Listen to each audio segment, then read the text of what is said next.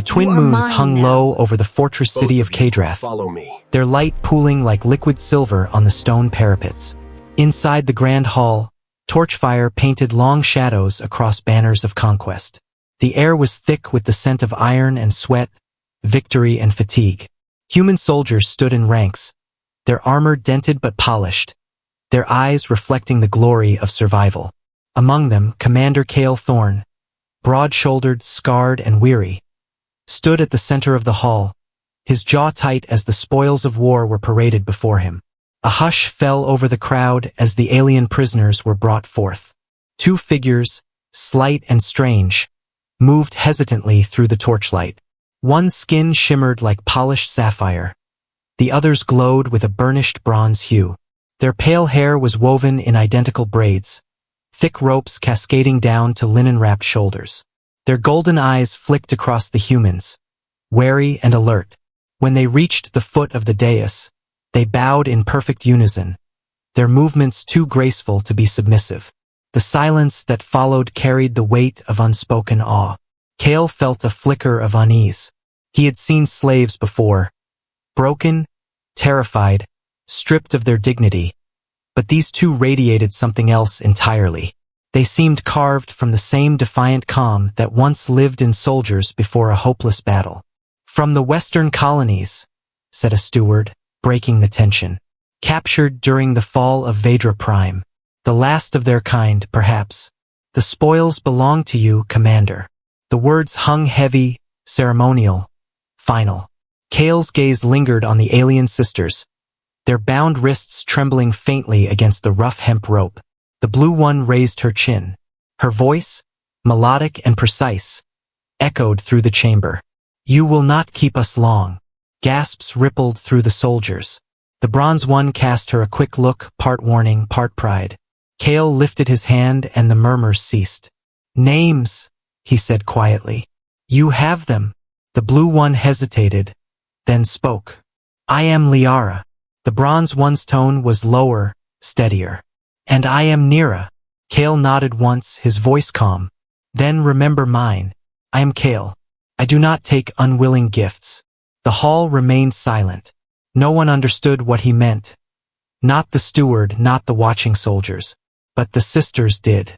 A flicker passed between them, a silent message shared only through the meeting of their eyes. Cale motioned for their ropes to be cut.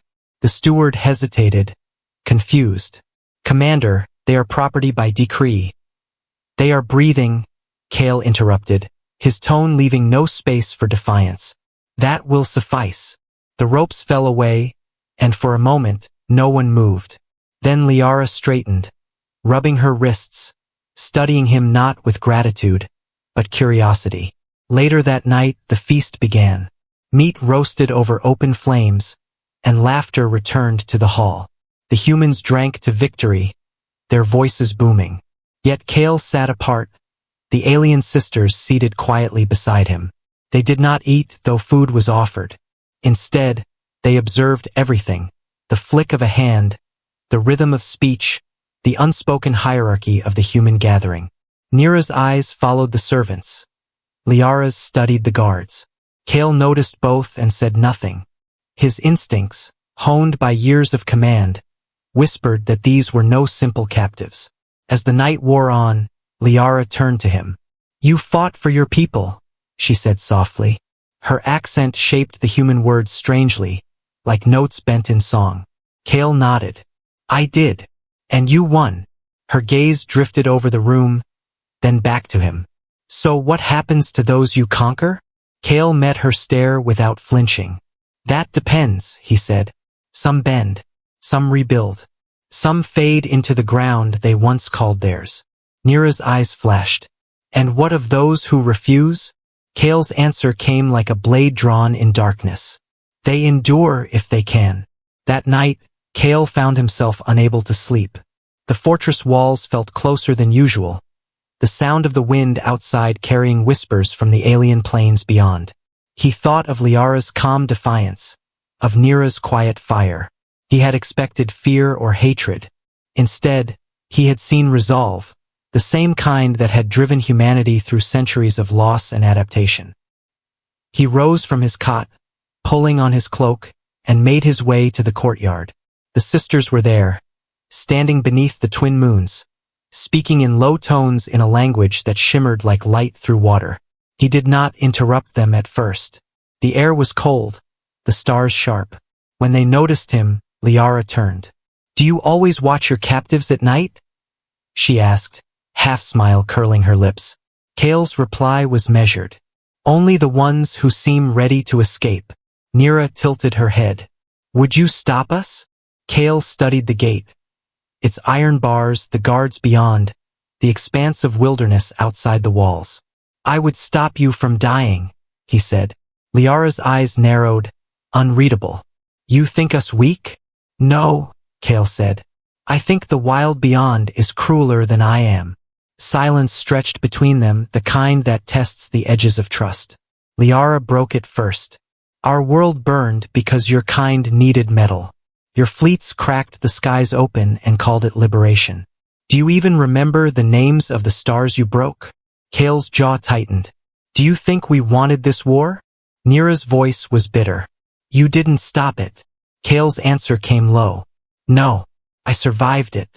His words hung in the cold air, heavy with exhaustion rather than pride. For a long while no one spoke. Then Liara whispered, almost to herself, "Humans always survive. That is what frightens us most." In the days that followed, Kale assigned them quarters near the training grounds, away from the jeers of soldiers. They did not resist. Instead, they watched, learned, and unexpectedly helped. When Kale's scouts returned wounded from a skirmish, Nira moved among them, her hands glowing faintly as she pressed them to torn flesh. The men recoiled at first, then stared as the wounds closed cleanly. "It's not magic," she told Kale later. "Just memory. Our bodies remember balance." Liara, meanwhile, studied human weapons, her long fingers tracing the etching on Kale's sword. "Crude," she murmured, "but honest." One evening, Kale found her in the forge, alone. The blue light of molten metal flickered across her skin. She was reforging one of the broken blades, adjusting its weight, altering its curve. "You know weapons," Kale said quietly. Liara didn't look up. "We had to." She quenched the blade, steam hissing, the scent of metal and oil filling the air. "Do you humans ever tire of fighting?" He considered the question. "Only when there's nothing left worth fighting for." Her eyes lifted to his, something shifting in her expression. "And yet you still build weapons." Kale smiled faintly. "Maybe because we hope not to need them." The following morning, a messenger arrived from the High Council. A new uprising had erupted beyond the valley. Remnants of the alien resistance, better armed and organized than before. Kale was ordered to march within 2 days. As he read the sealed orders, his thoughts drifted to the sisters. They were still bound to him by law, but not by chains. He wondered what would become of them if he fell in battle. When he told them of the campaign, Liara's eyes darkened. "You mean to kill more of us?" she said flatly. "I mean to end it," Kale replied. "So no more of yours or mine have to die." That night, the fortress was restless. Soldiers prepared gear, sharpened blades, whispered prayers. Liara and Nira sat quietly in Kale's quarters. The fire between them cast twin halos of blue and amber light on the walls. "You should leave," Kale said at last. "Go beyond the mountains. No one will follow." Nira looked up sharply. "You would release us?" Kale nodded. "You were never mine to keep." Liara studied him for a long moment, then asked, "And what if we choose to stay?" Kale met her gaze, steady and tired. "Then you'll march with me into a storm I may not survive." Liara rose, her movements slow and deliberate. "We have already lost everything," she said softly. "Perhaps fighting beside a human who remembers mercy is not the worst fate." Nira's smile was faint but real. "Besides, you'll need someone to keep you from doing something stupid." Kale couldn't help the small huff of laughter that escaped him. The sound surprised them all. In that fragile moment, something unspoken shifted, a thread of trust woven through shared ruin. the kind of bond that only war and loss could forge, the kind that blurs the lines between captor and captive, between duty and choice. As dawn broke, the army assembled. The air was thick with frost and anticipation. Kale mounted his transport, the sisters flanking him, their alien armor refitted from scraps of human metal and memory. Soldiers murmured as they passed, unsure whether to bow or stare. Kale ignored them. His focus was on the horizon, where smoke rose like a promise. He did not know if this march would end the war or him. But he knew one thing with bone-deep certainty. Humanity's strength was not in conquest. It was in the stubborn refusal to turn away from what was broken, even if that meant carrying it into battle. The dawn came red and sharp over the ridges beyond Kadrath, burning through mist like a warning. The fortress stirred with motion. Armor buckled, engines warmed, banners caught the wind. Kale Thorn moved among his soldiers with a quiet certainty that steadied them more than any speech could. The two alien sisters walked beside him, no longer bound by anything but their choice to stand here. Liara adjusted the plates of her light armor, the faint glow of her skin reflecting the crimson sky, while Nira checked the emitter nodes on her wrist guards, ensuring the healing field was stable. None of this was ceremonial now. War had no patience for ceremony. As the column formed, Kale looked back once toward the fortress gate. Behind its arch of black stone, humans and aliens alike watched in uneasy silence. Some still saw the sisters as former enemies. Others whispered they were omens of peace. Kale felt the weight of both hopes on his shoulders. He had marched into dozens of battles, but this one felt different, not for its scale, but for what it might prove about who they were as a species. Humanity's greatness was never its weapons, he thought. It was its stubborn belief that tomorrow could still be better. They moved out across the valley by mid-morning, the air thick with the scent of ozone and frost. Drones swept ahead, their wings shimmering like shards of glass. Liara kept her gaze fixed on the horizon where plumes of smoke rose from the ruins of a former relay tower. "They're fortified there," she murmured. Kale nodded. "Scouts say about 200 fighters, mostly remnants of the Vadran Guard." Nira frowned. "Our people." Kale's tone softened. "Ours now, if they'll let it be." Liara studied him for a long moment, then said quietly, "You speak as if unity were easy." "It isn't," he replied. "That's why it's worth bleeding for." By noon they reached the first ridge. Kale signaled for a halt and the troops crouched low among the frostgrass. From here the old communications tower stood like a broken tooth against the sky, half collapsed, cables trailing like vines. Through magnifiers Kale could see figures moving, sleek, fast, organized. Vadrans, without question. Liara's breath caught. "They're setting up resonance turrets," she said. Kale's mind moved quickly. "Can you disable them?" Nira answered instead, her voice calm. "Not without getting close. But if you can give me 30 seconds inside their field, I can overload the cores." Kale's jaw tightened. "Then we make a path." Orders rippled through the ranks.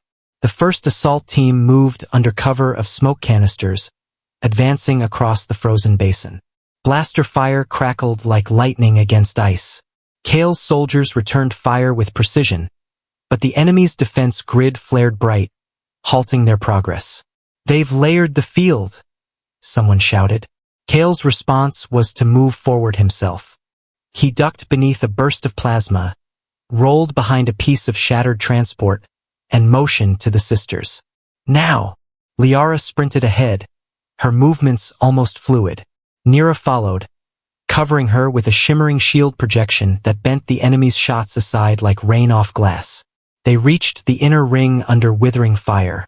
Nira slammed both palms to the ground, threads of amber light spreading outward in a web. The nearest turret flickered, its hum rising to a painful pitch. "It's fighting me," she gasped. Liara grabbed a fallen human rifle, sighted, and fired into the base of the turret, giving Nira the heartbeat she needed. The core detonated in a burst of blue flame, the shockwave scattering the defenders. Kale surged forward with the second wave, shouting, "Push through!" They swept the ridge clean within minutes. When the smoke cleared, the tower stood silent except for the crackle of dying circuits. Kale found Liara kneeling beside one of the fallen Vadrans, his armor marked with the same sigil that adorned her own old uniform. She pressed her hand to the alien's chest, her expression unreadable. "He was my unit's second," she said softly. Kale crouched beside her. "He made his choice. As did I," she whispered. Her eyes lifted to his. "But every victory feels like losing a piece of home." Kale's gaze softened. "Then maybe it's time we build a new one." The words were simple, but they landed with the weight of truth. She nodded slowly, wiping frost from her cheek. That evening the camp settled near the shattered tower.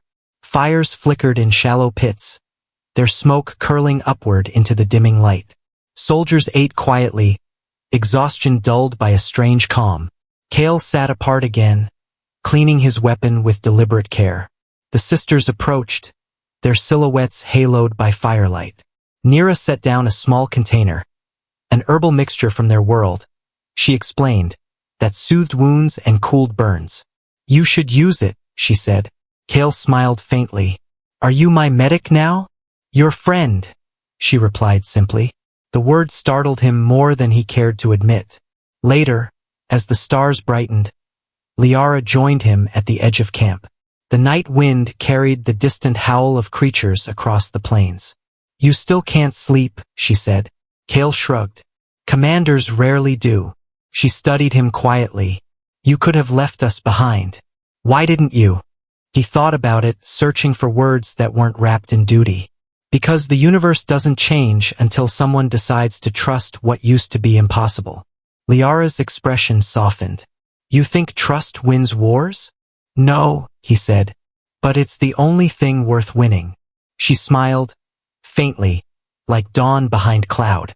The next morning brought scouts racing back with grim news. A much larger force was approaching from the east, remnants from 3 shattered Vadran legions combined. Kale studied the hollow map in the frost-covered dirt, jaw set. "They're trying to retake the valley before we can reinforce."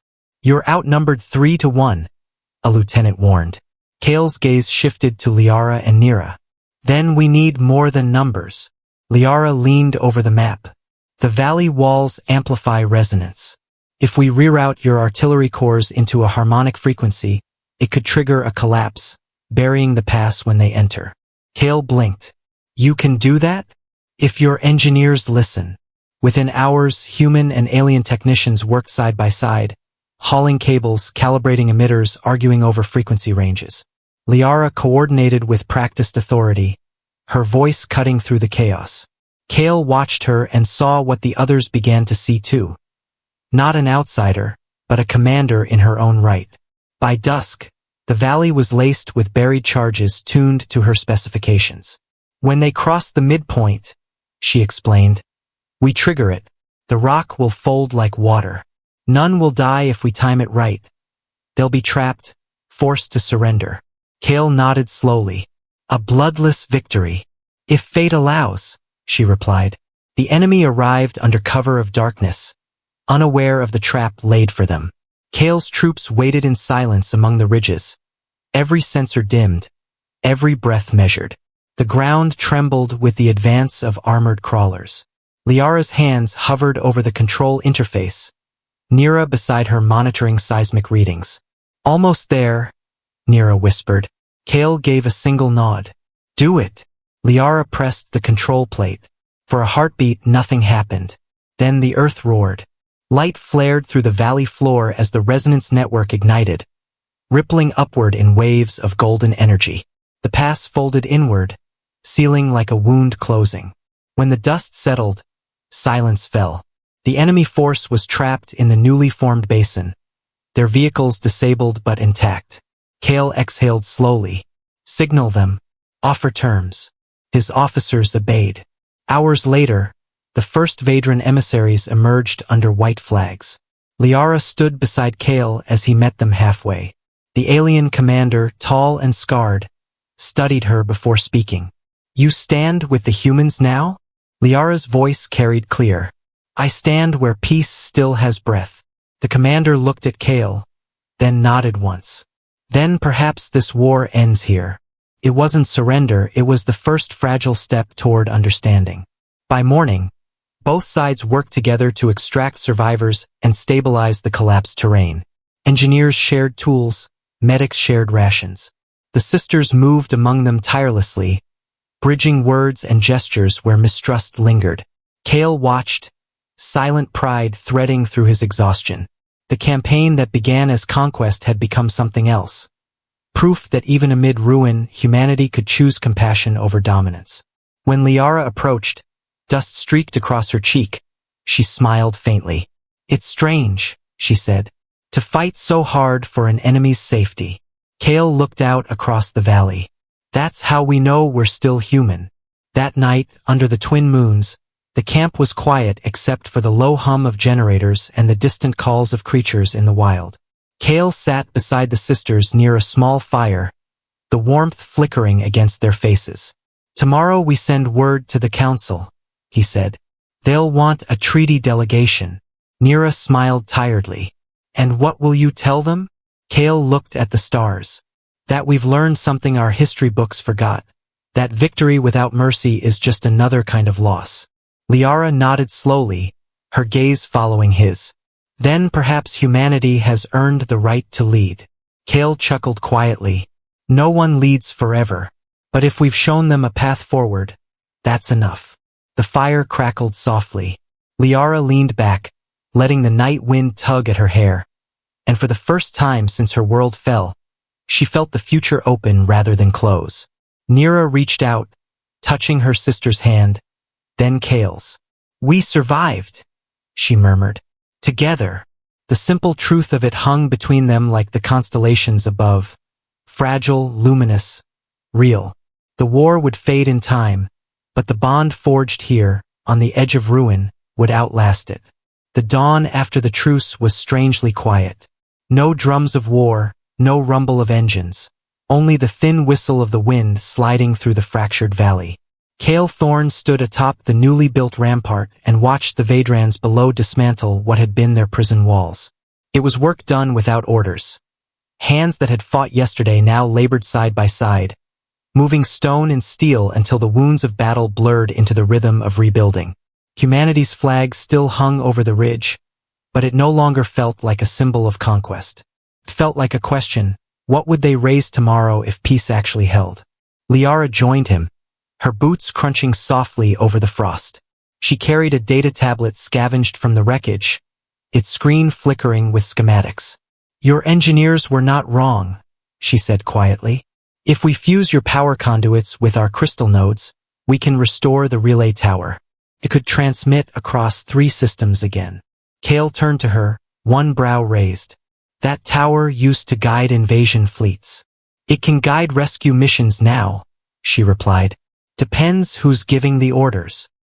He studied her face, calm, certain, as if daring him to believe in something larger than survival. "Then let's rebuild it your way." By midday, the camp had transformed into a construction site. Humans carried alloy plates. Vadrans directed power flow calibrations. Nira moved among them like a thread of light, healing burns and soothing strained muscles with a touch that hummed faintly in the air. Kale worked beside them, stripped of rank insignia, his hands blackened with carbon dust. When one of his lieutenants approached to protest, "Sir, you shouldn't be doing manual labor," Kale only smiled. "Maybe that's why so many wars start. Too many commanders watching, not enough building." Liara overheard and smiled to herself. She had begun to understand the strange gravity that made humans follow this man. That evening, as power surged through the restored conduits, the tower lit for the first time in years. A low hum rolled across the valley, steady and warm. The gathered soldiers cheered, the sound echoing off the cliffs. Liara felt the vibration through her bones. It was the same resonance her people once used to shape metal and memory. "It's alive again," Nira whispered. Kale stood beside them, his eyes reflecting the glow. "Alive and broadcasting." "What message?" Liara asked. He answered without hesitation. "That humanity is ready to talk." Night descended in a wash of blue light from the tower. Fires burned low, and the first coded signals leapt across the void toward distant outposts. Calls for negotiation, for return routes, for aid. Kale watched the signal log scroll and thought of how many years he'd spent fighting only to preserve silence. When Liara approached, he didn't speak. She stood beside him quietly until the words found him. "If this works," he said, "we may see the end of the border wars." "And if it doesn't?" she asked. Kale's gaze stayed on the stars. "Then at least we tried something better than fear." 2 days after the tower's first transmission, an answer arrived. It came not as words but as a pulsed beacon from orbit, a simple encoded acknowledgement. "We hear you." The message passed through Kale's command tent like electricity. Officers who had once doubted the truce now stared at the data feed with stunned silence. "That's the central accord frequency," one whispered. Kale's throat tightened. The accord, an alliance once shattered by the war, was listening again. He exhaled slowly, then looked toward the sisters. "We've opened a door," he said. "Now we find out who's waiting on the other side." The following morning, the camp prepared for arrival. A dropship from orbit was en route, bearing emissaries to confirm the ceasefire. Soldiers straightened uniforms. Vadrans arranged luminescent banners that symbolized hospitality. Liara supervised both with calm precision, ensuring no gesture could be mistaken for arrogance. "First impressions decide peace," she told Kale. "Your people should smile more." Kale chuckled. "That might be the hardest part of this mission." Nira, polishing a med scanner nearby, added, "Then start by not scowling so much, Commander." Kale almost smiled. Almost. When the dropship descended through the clouds, its engines painted the valley with shifting light. Kale stood at the center of the assembly, flanked by the sisters. The craft's ramp lowered, and 3 figures emerged. 2 humans in diplomatic attire and a tall Vadran elder whose eyes gleamed like molten silver. The elder stepped forward first. "Commander Thorn," she said, her accent heavy but clear. "You stand where few have ever stood, with trust between enemies." Kale inclined his head. "We stand because we're tired of graves." The elder regarded him a moment, then nodded once. "Then perhaps you've earned a place among the builders." Negotiations began in the temporary command hall. Maps, holograms, and translation drones filled the air with soft light. Liara acted as mediator, her voice bridging gaps that politics could not. She explained human strategy without aggression, Vadran technology without pride, until each side began to see the other as something more than myth. Kale mostly listened, speaking only when silence threatened to tip back into old fear. "If we can share power grids," he said, "we can share borders." The elder's answer was simple. "Share hearts first. Borders will follow."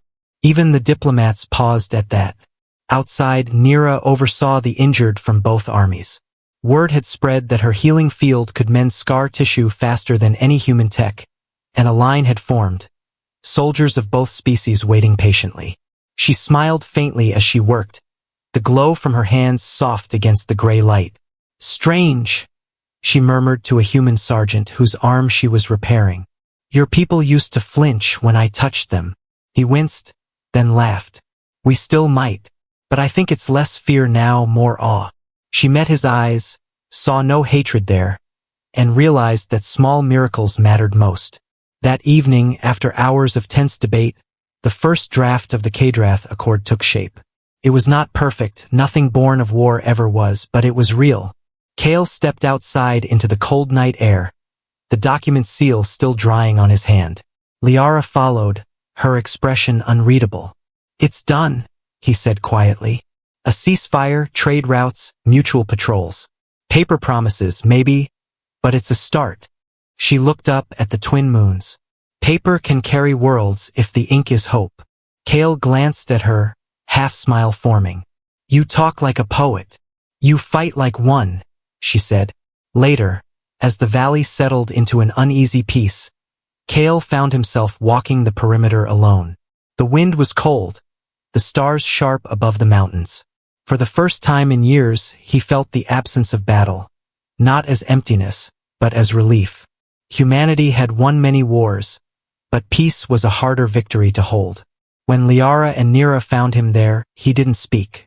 They stood together in silence until Nira said softly, "You still watch the horizon?" Kale nodded. "Habit." Liara tilted her head. "Or fear it might vanish." He smiled faintly. "Maybe both." The following days passed in a rhythm none of them had ever known. Construction replaced conquest. Planning replaced fear. Across the valley, the new joint outpost rose from the ruins, part human steel, part Vadran crystal. It shimmered under sunlight like the promise of something that shouldn't exist. A structure built by hands that once tried to destroy each other. Kale oversaw the defenses not because he expected attack, but because he understood peace was never defenseless.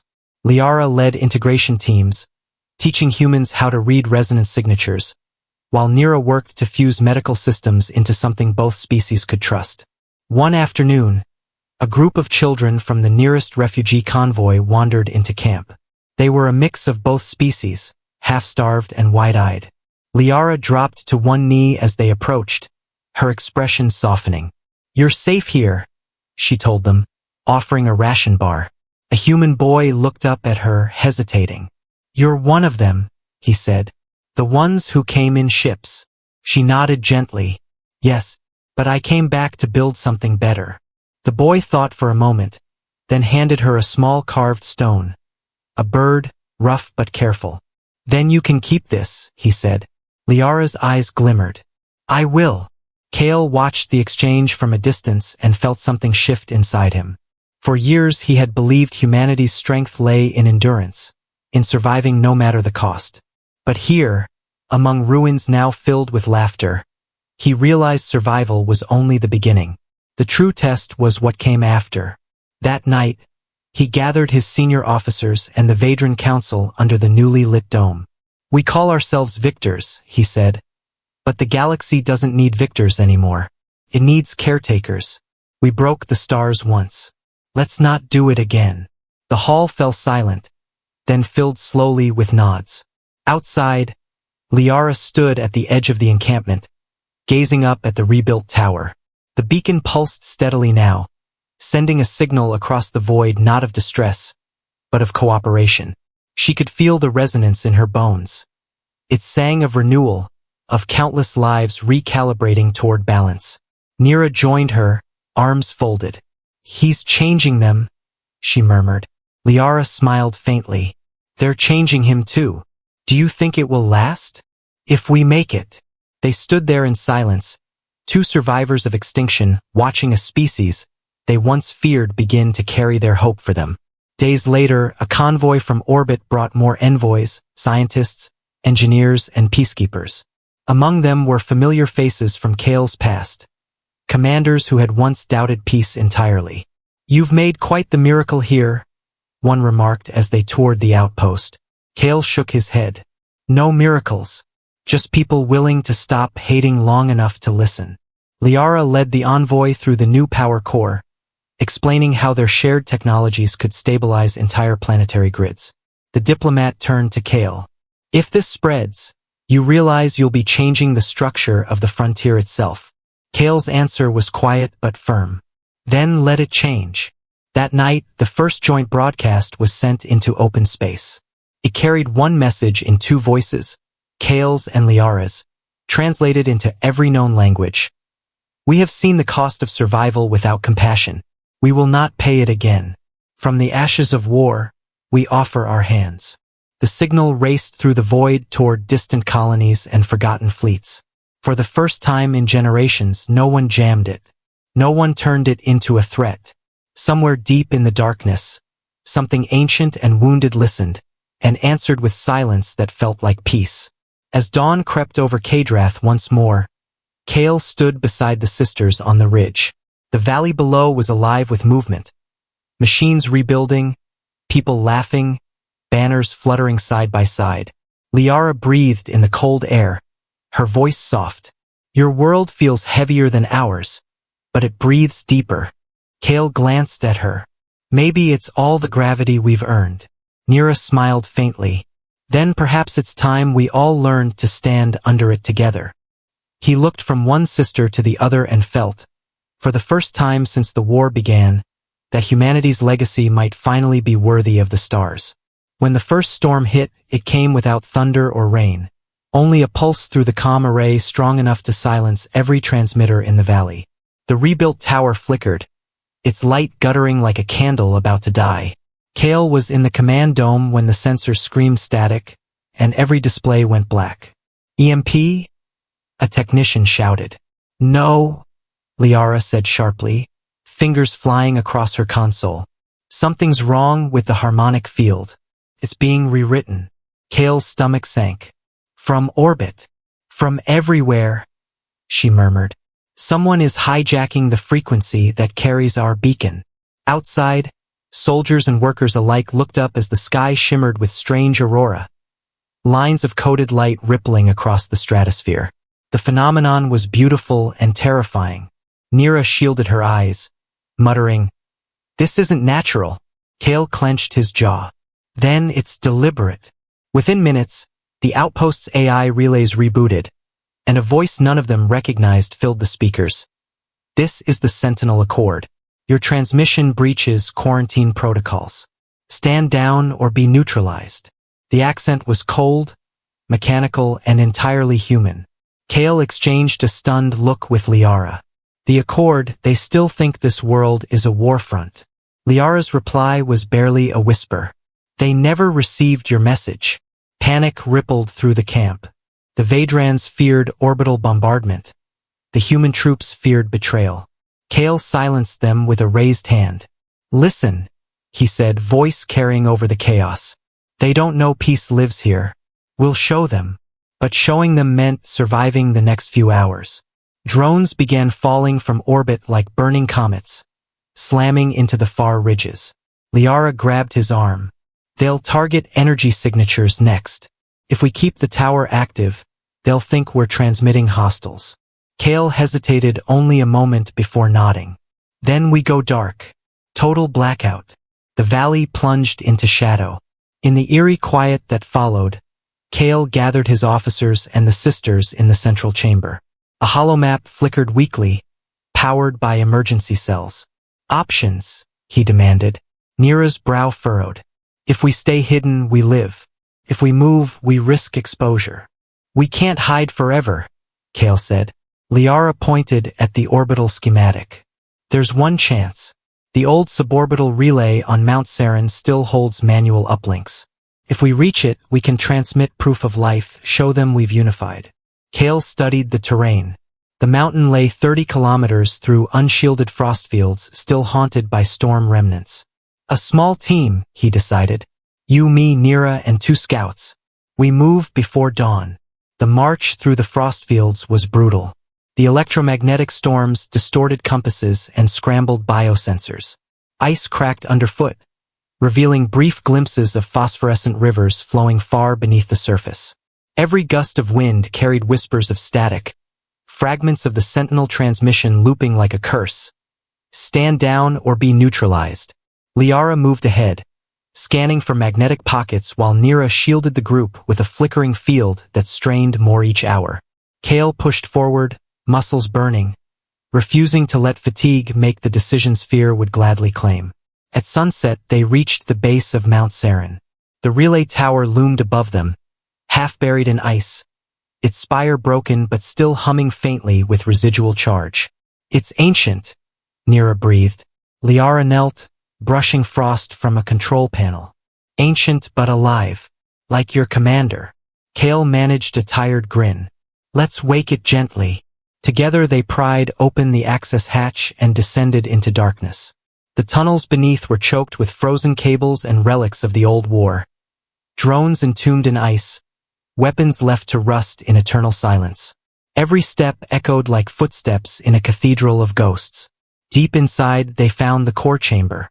The relay heart glowed weakly, surrounded by crystalline conduits half-fused with Vadran alloy. "It's already merging with the planet's resonance," Liara whispered. "If we overload it, we lose everything." Kale wiped frost from a console. "Then we don't overload. We harmonize." He looked to her. "Show me how." For hours they worked side by side, aligning frequencies and recalibrating power routes. Sparks danced across metal like tiny suns. At last, the core pulsed with steady light. Nira connected a portable transceiver, uploading data, recordings of the valley, images of humans and Vadrans rebuilding together. Proof that peace had taken root. As they prepared to transmit, the chamber trembled. A sentinel drone had tracked their energy surge and breached the mountain's upper shaft. Its lenses glowed crimson, targeting reticles locking onto them. "Move!" Kale shouted. Plasma bolts scorched the air, searing stone. Liara dove behind a console, firing bursts from her sidearm. Nira threw up a barrier that flared with each impact, her body shaking from the strain. Kale charged forward, sword drawn, a relic in an age of beams, but his strike split the drone's sensor array long enough for Liara to finish it with a pulse shot to the core. The explosion rocked the chamber, snow cascading from the ceiling. Smoke cleared. The relay still hummed, damaged but functional. Kale wiped blood from his brow and looked to the sisters. Now or never, Liara initiated the sequence. A beam of golden light shot through the tunnel to the open sky, carrying their message beyond the storm. Seconds stretched into minutes. Then a voice returned, clear, astonished, undeniably human. Message received. Stand by for contact. Relief broke over them like dawn. Nira sank to her knees, laughing softly. Kale exhaled, shoulders trembling. They heard us, he said. Liara smiled, tears bright against the grime. Then maybe peace finally has a voice. They descended the mountain the next morning to find the valley alive with light. The Sentinel fleet hung in orbit, not in attack formation but holding position. A single dropcraft descended slowly through the thinning clouds, its hull marked with the new emblem of unity, the intertwined sigils of both species. The message was unmistakable. The Accord had believed them. Kale watched the ship land and felt something in his chest unclench that had been tight for years. Humanity's greatest weapon had never been fear, he realized. It was the courage to be wrong and still try again. 3 days after the Sentinel fleet appeared, the skies above Kadrath shimmered with signals of peace rather than fire. The valley thrummed with nervous anticipation as the first delegation descended. Representatives from dozens of worlds once divided by fear. Humans and Vadrans alike lined the causeway, banners intertwining in the chill wind. Kale stood at the forefront, armor polished, his once battle-scarred cloak now mended with patches from both armies. Liara and Nira flanked him, symbols of what had been lost and what might still be found. When the hatch opened and the delegates stepped into the light, no one reached for weapons. They reached out their hands. Inside the newly built council dome, the air buzzed with translation drones and cautious voices. Kale spoke first. For years we've defined ourselves by what we could destroy. Today, let's see what we can protect. His words carried not through amplification, but through silence, the kind earned after too much noise. Liara followed, addressing her own people. We thought humanity wanted to rule. Instead, they reminded us what survival costs when mercy is forgotten. Her voice wavered, not with fear, but with emotion so raw it disarmed the room. Even the Sentinel envoys, cold as machinery, seemed to pause. Nira presented evidence of their cooperation. Shared technology, healed soldiers, hybrid systems that stabilized the valley's ecosystem. Our biology and theirs complete each other, she said. 2 frequencies in harmony create strength no single note can hold. The delegates murmured among themselves. One human admiral, old and stern, asked, "And what if this peace fails?" Kale met his gaze. "Then we build it again. That's what humans do. We fail forward." The words drew a ripple of quiet laughter, and then applause, hesitant at first, then genuine. In that sound, something ancient broke loose from history's chains. The following weeks transformed Kadrath into a beacon. Ships arrived daily, bringing supplies and engineers from both sides. The valley became not a fortress but a university of reconciliation. Kale walked its pathways each morning, watching children, human and Vadran, play among scaffolds of crystal and steel. Liara often joined him, tablet in hand, drafting the new charter of coexistence. "You've made yourself unnecessary," she teased once. Kale grinned. "That's leadership done right." Nira spent her days teaching med teams how to weave memory healing with human nanotherapy. Every life saved felt like an answer to the war's cruelest question. But peace was not without trials. One night, sabotage struck. A power conduit exploded near the tower, crippling half the grid. Panic threatened to spread, old suspicions flaring instantly. Kale led the emergency crews himself, refusing to assign blame until truth replaced fear. When they traced the cause, it was not treachery but error, a human engineer misreading Vadran notation. Kale gathered the frightened workers. "No punishment," he declared. "Only lessons." Liara backed him, translating his words for those still wary. "We learn faster together," she said. And the crowd, though shaken, nodded. Trust survived another night. Weeks later, the Sentinel Accord formally lifted the quarantine. Their message came as a ceremonial transmission broadcast through every outpost. By proof of coexistence and mutual preservation, humanity and Vadra Prime are reinstated to open status. Observation continues. Cooperation encouraged. The wording was bureaucratic, cautious, but to Kale it sounded like victory. He replayed it twice, just to hear the phrase cooperation encouraged. Liara found him grinning and shook her head.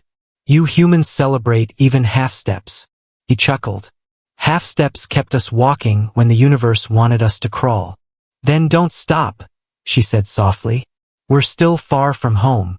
That night they held a celebration unlike any the valley had seen.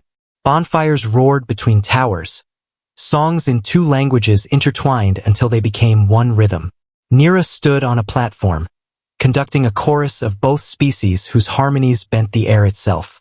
Liara joined Kale near the central flame, its light reflected in her golden eyes. "I never believed I'd see this," she whispered. "Neither did I," he admitted. "But belief's overrated. I'll take proof."